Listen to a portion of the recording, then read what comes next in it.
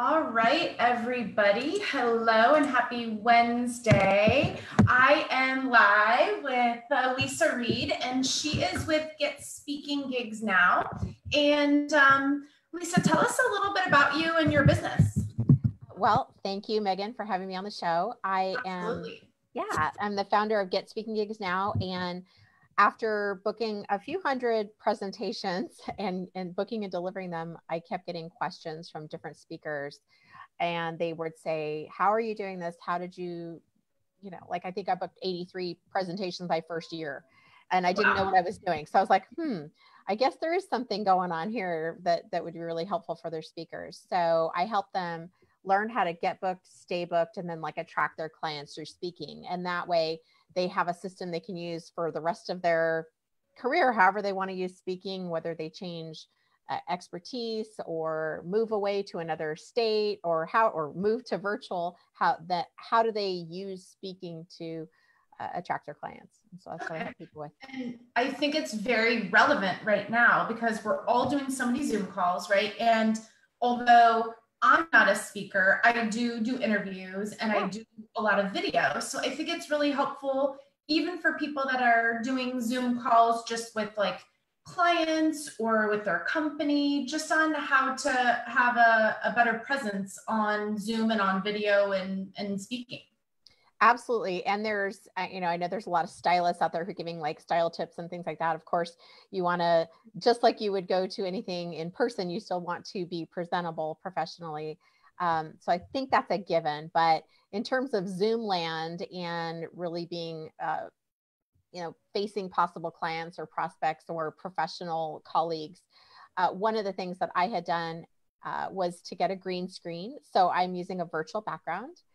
So that would be my first tip to really shift from the in-person meetings to virtualizing your business, is to consider getting a virtual background or using a virtual background. And that way you can brand it and you can change it out. You can change it for different scenarios. And how I did that was on Canva, which is a free service. It's like Canvas, but without a S. So canva.com. You can check it out. I call it my kind of graphic designer for dummies, which I would put myself in that category. That's not my specialty. But sometimes I just need to whip something up really quick, and Canva allows me to do that. So I use that. But look at your background. It's so cool. And then I look at my background and I know I need to get a green screen because I need to have something that, as I've been going through and doing more interviews, something that looks a little nicer instead of, the back of my room. But I love that tip. So. Well, I'll even share a second tip that definitely ties into that because and it's about being prepared. And it's kind of this professional and prepared. And I always tell this for my speakers, like, you want to practice what you're going to say, or at least have a plan for what you're going to say. Like, I don't have a script for what I'm telling you right now, but I certainly was like, what tips could I share? What would be really helpful? And I'll give you a story that just happened a couple of weeks ago. I was in a networking virtual meeting for eWomen of Orange County. And we were picked up on national television. We were on CBS News. They interviewed the executive director. Yeah. And I was in this meeting with probably 60 other women and men, a few amazing men. And we, had all the Zoom squares on there. And they had picked up, they had 9 squares that they took a shot of. And I was right in the middle. And I took a look when I saw the screenshot. I took a look and all the women looked very professional. And I would imagine that they went through some footage to get like that exact picture. And I had people calling me from out of state that said they saw me on TV. Cool. Now, I didn't know I was going to be on TV. So it's like that story really illustrates the point of like, you never know where you're going to be if you're public, you don't know. So you want to dress professional. You want to be branded. Like my colors are, so that's actually my third tip. My colors for my business are blue and gold and white or black, black and white you can use. So I have my own show, like Meghan, I've invited you to be interviewed on my show. And even in sheltering in place, I've managed to mix and match different necklaces and tops and jackets, but it's all branded. I don't come on with this virtual background and like a pink top. You know what I mean? I love pink. I have lots of pink clothes, but it doesn't go with my branding. So if I'm representing my company, I still am visibly representing my company as well. I love it, because now that you said that, I see black, I see white, I see gold and blue. It's beautiful. Yep. And the big microphone in the background, of course, has like, blue undertones. So I think that's great. Yeah. Great tip. So how did you get started as a speaker, Leisa? Well, I actually started, I've always been interested in speaking. I think a lot of speakers, certainly the ones that I run into, always share like they've always had a dream of being a speaker. I would definitely fall into that category. I remember my first week in college, I think it was my first day, I took this class called Interpersonal Communication, and it was a speech class. And I fell in love the first day. And I remember the teacher mentioning that you could major in that. And I didn't know that at the time. I went in as a business major. I called my mom and I said, hey, I think I'm trying to change my major. It was the first day of college, mind you. And she said, well, maybe you should take a business class first and then decide. You don't have to decide right away. So I did take 2 weeks of accounting, and that really solidified the choice to not be a business major. That's a little much for me too. I hire accountants and bookkeepers, and I love them dearly. That's not why I was put on this earth. So ultimately, I got my master's degree in speech communication, and I taught that exact class that I fell in love with. I taught at Cal State Fullerton for a couple of years. And so that was, in my 20s. And now I'm not in my 20s anymore, but I eventually became a professional speaker for a company called Productive Learning, which I still train and speak for. And we're a personal development company. So it was this perfect opportunity to teach and speak on something I loved dearly that changes people's lives. And I got to be a speaker for it too. So it's like, oh my gosh, this is like the perfect opportunity for me.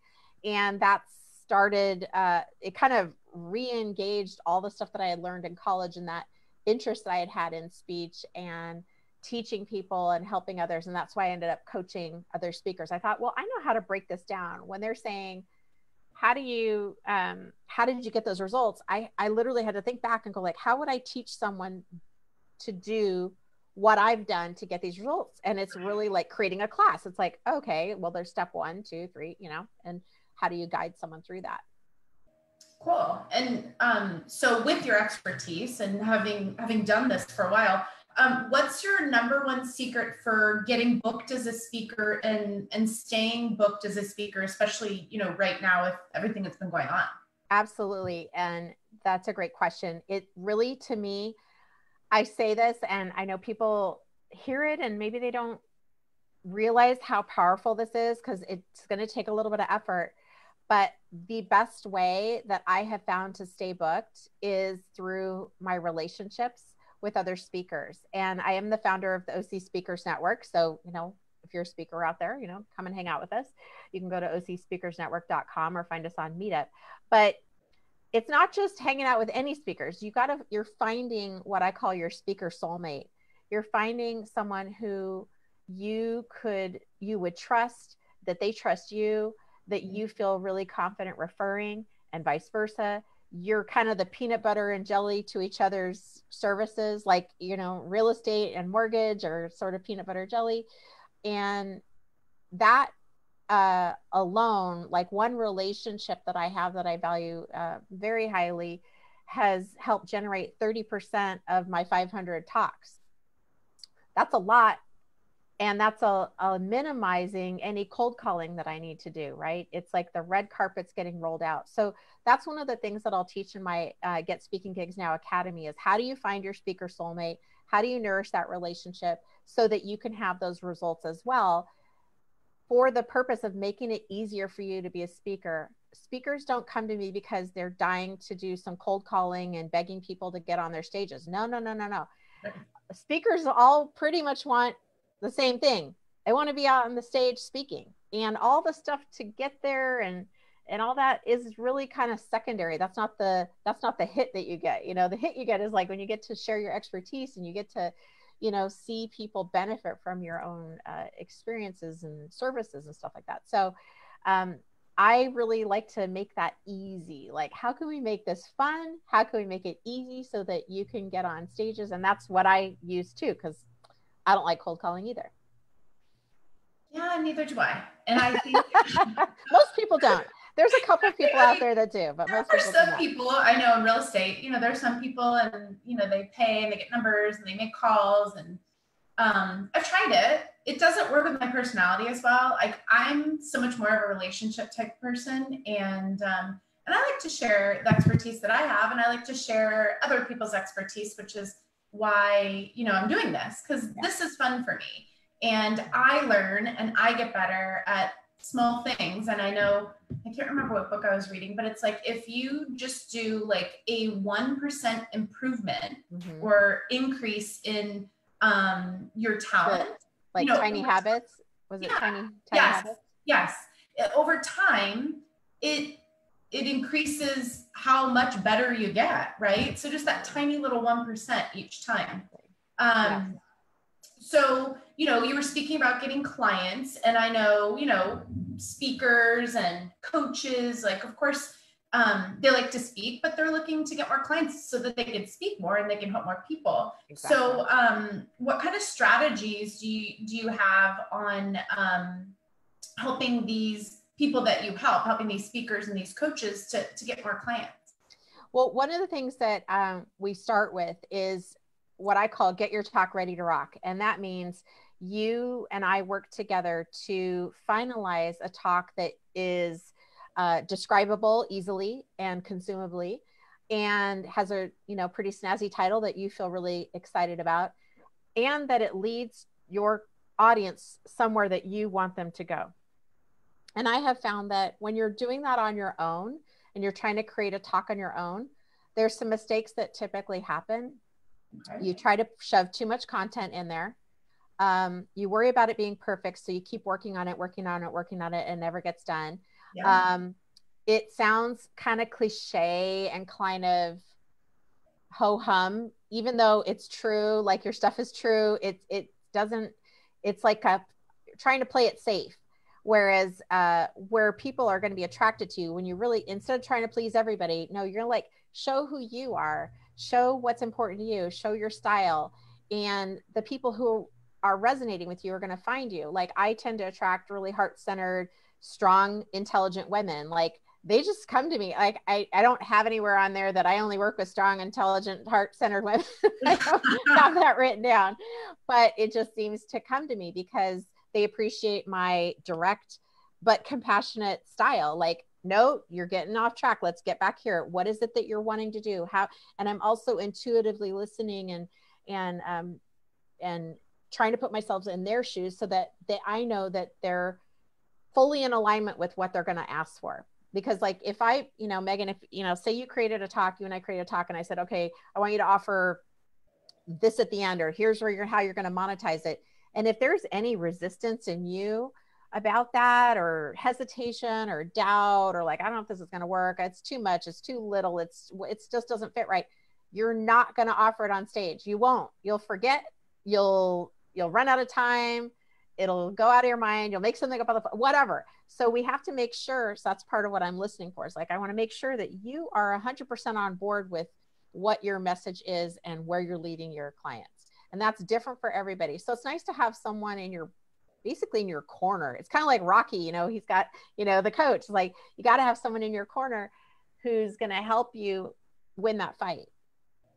Yeah. I mean, if you look, and the analogy is like, if you look at any top athlete, Serena Williams, Michael Phelps, like, they'll have coaches, and they're like the penultimate of, their craft. Yeah. And I know the same thing. Like, I have a real estate coach too, and she helps and sees from the higher level, like, this is what needs to happen and this is how you get there. And then I take the steps and, am able to follow up with her, and she follows up with me so that we can get to where we want to go.